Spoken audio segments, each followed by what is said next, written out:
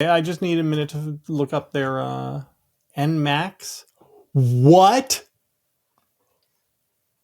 Dude, did you see what they've done today? Yeah. Holy shit. Hey, everybody. Welcome back to the Bulwark. I'm Tim Miller here with JVL, author of our Triad newsletter and, all-around content creation machine. We're here to talk about Newsmax, how capitalism simply doesn't work, and the latest insanity from MAGA world. Make sure to subscribe to the feed. JVL, I guess we should start by explaining, because many of our viewers, who are the types of people who live on planet Earth, who consume news based on what the facts are and what actually happens in the world, might not even be familiar with Newsmax, since it's like channel 892 on DirecTV. So maybe share with our viewers what Newsmax is before we get into their IPO. Newsmax is a conservative infotainment company which has existed for many, many, many years and had its own, it was like sort of cable access. It had a magazine for a while. It was a website for a while. And then it became sort of a TV network. Not really. I would say it is three steps above Wayne's World. 3 steps? Three steps above Wayne's World. 2.5. It is owned by an impresario, Christopher Ruddy, who is sort of just going back to the Clinton days and the Arkansas Project and all that. He was the Pittsburgh Tribune Review was owned by this guy Richard Mellon Scafee. Yes, who owned a bunch of right-wing anti-Clinton stuff, and he took Ruddy under his wing, I guess. It's kind of a media magnate in the, pushing the Clintons accidentally killed Vince Foster kind of stuff. That's where he came from. Yes. And during the Obama years, not accidentally, I'm sorry. The Clintons purposely killed Vince Foster. As they would tell you in their rolled fantasy the body world. up in an oriental rug that they carried out of the Rose law firm. This is, again, you've got to be an old person to understand all these jokes. And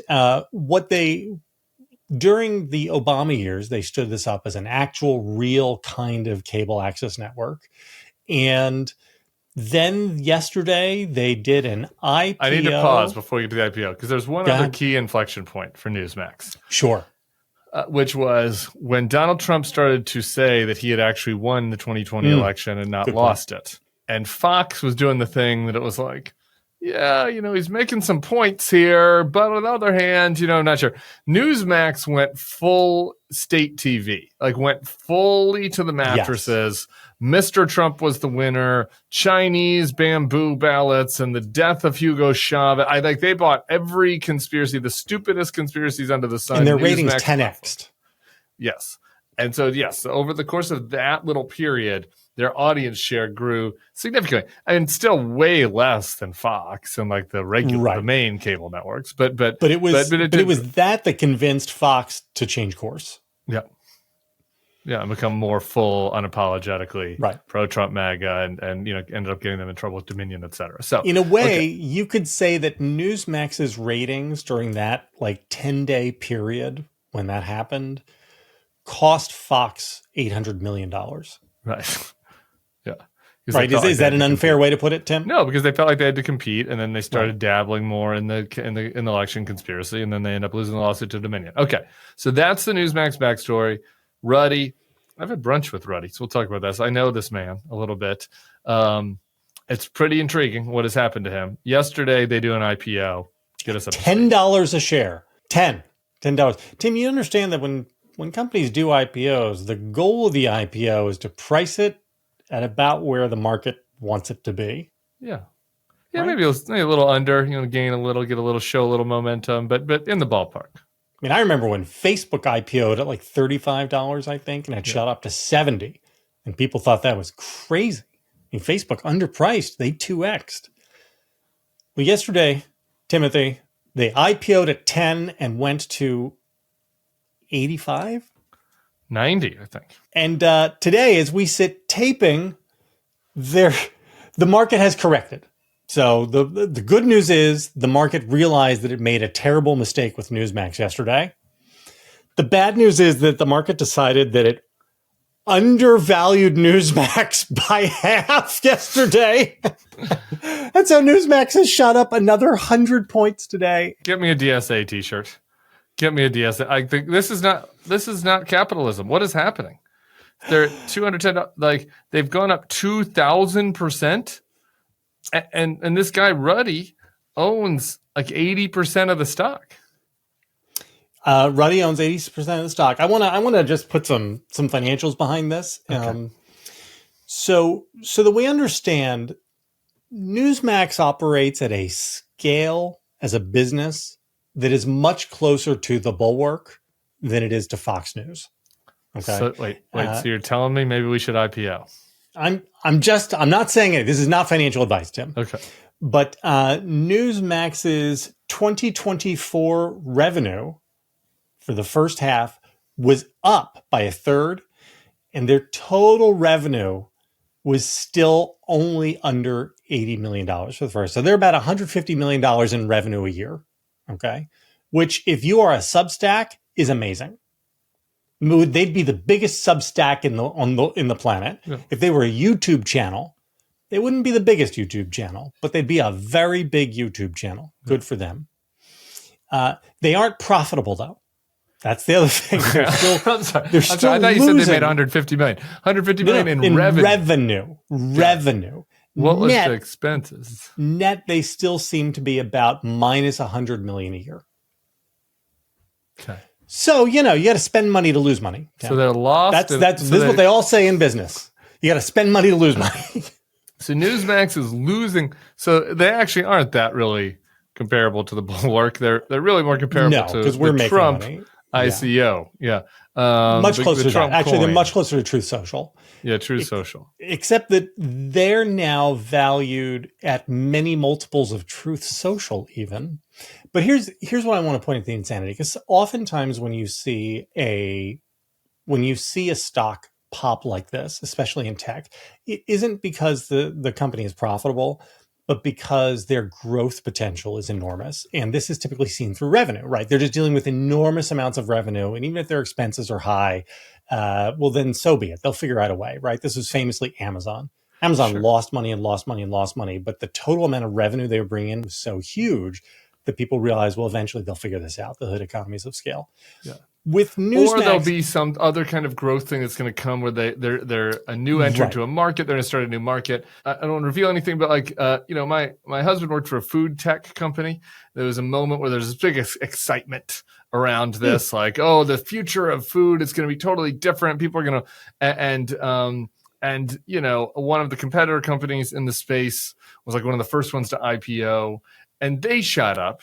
Similar, not Newsmax numbers, not Newsmax, right. But they shot up pretty good, and ended up falling back down. But like, it was on this bet that they were going to kind of displace, one of the major food companies because their tech was so good. And it didn't actually really work out, right? And so, like that, there are situations where like it makes sense for a stock to be higher than revenues because investors are assuming that there's some long-term growth potential or some innovation or whatever that is going to. Well, I mean, and again, that makes sense in an environment with zero interest rates because money is chasing returns and is willing to be speculative. We're not in that environment right now. That's a good point. But what I'm trying to say, Tim, is they don't even have large revenues. So they are not profitable and their revenues are small. But here's the third part of the story.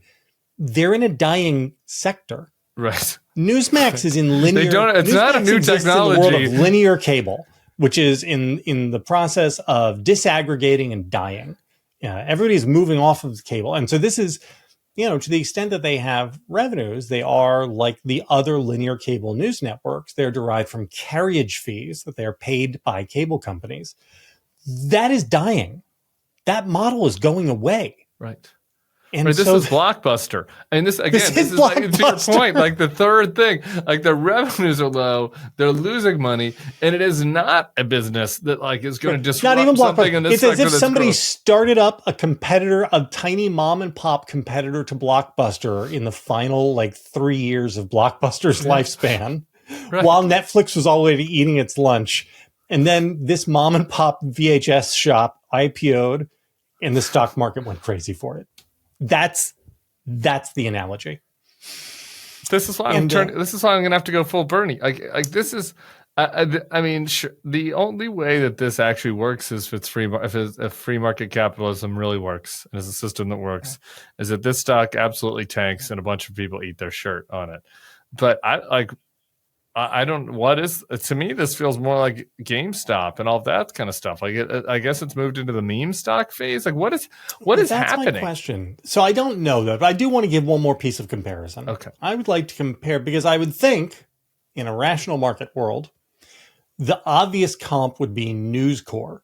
And so people would say, okay, so Fox News, which is the nearest competitor, does some very large multiple of both revenues and profits as Newsmax does currently. And so in a perfect world where Newsmax experienced hockey stick growth, then maybe someday they could be News Corp.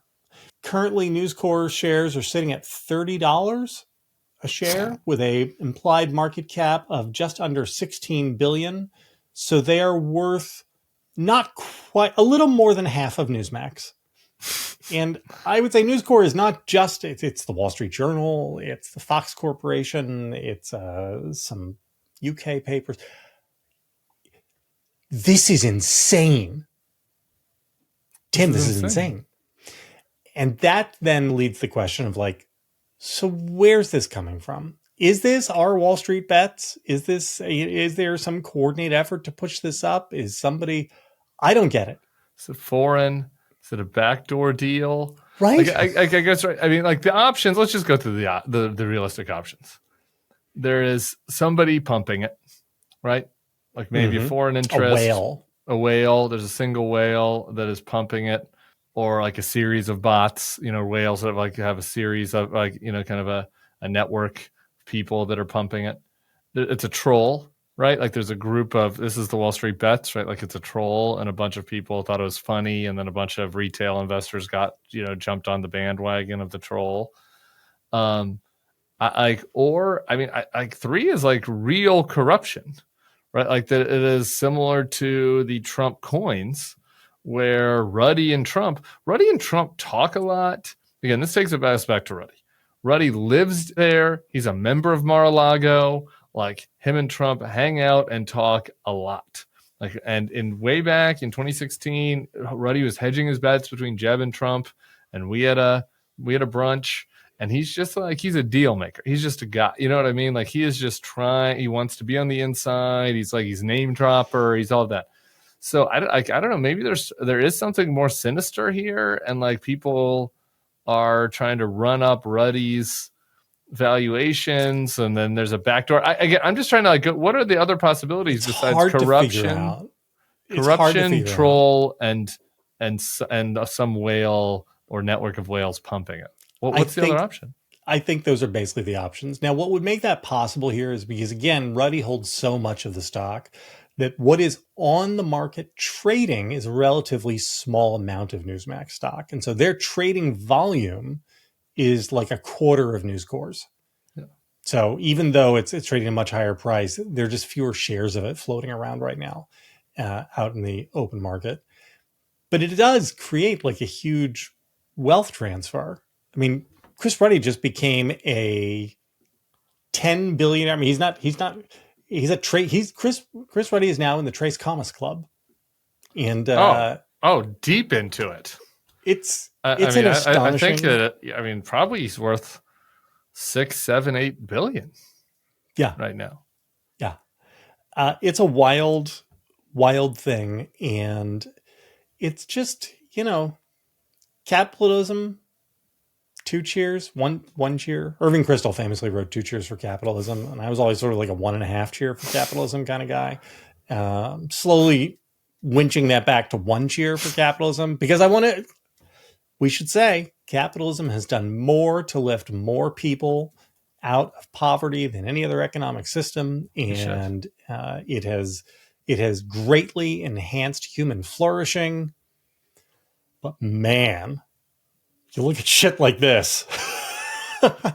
What is your Chris Ruddy story? No, it was just that like he called me And I didn't know who this guy was. He runs Newsmax, and he asked me to go to brunch, took me some really fancy brunch in Miami.